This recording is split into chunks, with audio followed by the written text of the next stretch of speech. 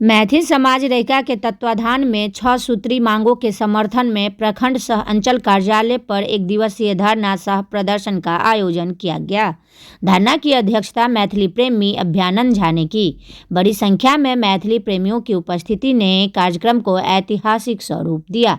सभा को संबोधित करते हुए वरिष्ठ साहित्यकार उदयचंद झा विनोद ने कहा कि अष्टम अनुसूची में शामिल होने के बावजूद मैथिली भाषा के साथ लगातार अन्याय हो रहा है। पिछले कई वर्षों से मैथिली अकादमी को निष्क्रिय कर दिया जाना मिथिला और मैथिली प्रेमियों के साथ छल है। मैथिल समाज रैका के सचिव शीतलांबर झा ने कहा कि वर्ष 1976 में स्वतंत्र स्वायत्त संस्था के स्वरूप में स्थापित मैथिली अकादमी सृजनात्मक प्रकाशन, पत्रिका प्रकाशन, व्याख्यानमाला, साहित्यक इतिहास लेखन, भाषा संरक्षण, अनुसंधान, पांडुलिपि संरक्षण एवं साहित्यकारों के प्रोत्साहन जैसे महत्वपूर्ण क्षेत्रों में निरंतर कार्य करती रही है। लेकिन सरकार की उपेक्षा के कारण आज यह संस्था ठहराव की स्थिति में है। उन्होंने बताया कि अकादमी द्वारा प्रकाशित पुस्तकें बिहार सहित देश के कई विश्वविद्यालयों के पाठ्यक्रम में शामिल है। अब तक अकादमी 213 पुस्तकों का प्रकाशन कर चुकी है, जिनमें से 9 पुस्तकों को साहित्य अकादमी पुरस्कार भी मिल चुका है। कृपानंद झा आजाद ने चेतावनी देते हुए कहा कि यदि सरकार शीघ्र ही मैथिली अकादमी को पूर्ण स्वरूप में पुनः सक्रिय नहीं करती है तो आंदोलन को और तेज किया जाएगा। धरना स्थल पर उठाई गई प्रमुख मांगों में मैथिली अकादमी में रिक्त पदों को अविलंब भरना, लंबित पुस्तकों का प्रकाशन शुरू करना, अकादमी को पर्याप्त बजट व संसाधन उपलब्ध कराना, प्राथमिक शिक्षा में मैथिली माध्यम से पढ़ाई सुनिश्चित करना, मैथिली शिक्षकों की बहाली, बीपीएससी में पूर्व की भांति मैथिली विषयों को शामिल करना तथा करीब 7 करोड़ मैथिली भाषियों की भावना का सम्मान करते हुए अकादमी का सुव्यवस्थित संचालन शामिल है। हम सब मांग करे छी मोदी जी जे फैसला लेलन, मोदी जी के सरकार बिहारों में छन,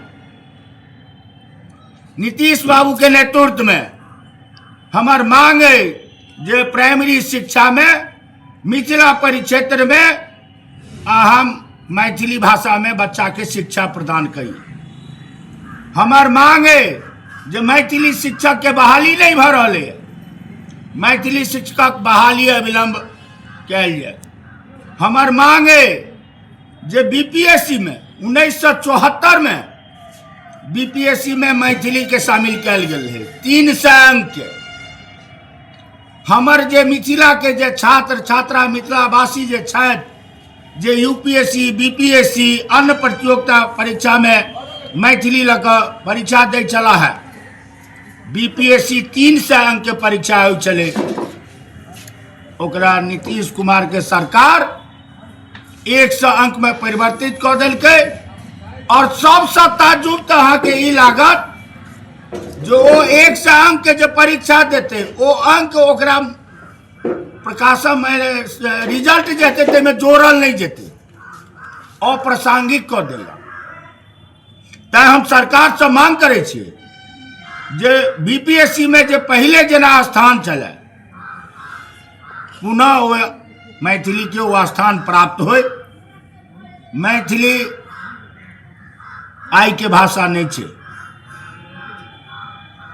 हमरा संवैधानिक मान्यता मिथिला और मैथिली के जे आई 5000 वर्षक जे इतिहास छे, पौराणिक इतिहास छे, सभ्यता छे, ओकर संस्कृत छे, ओकरा लिपि छे, ओकरा व्याकरण छे। पिछला 10 वर्ष पूर्व मैथिली अकादमी पूर्ण रूपेण अपन कार्यक्रम में छले, ओकर अपन कमिटी छले, अध्यक्ष छले, ओकर पदाधिकारी छले, कर्मचारी छले, निदेशक छले। और मैथिली अकादमी के जे गठन कैल गेल रहे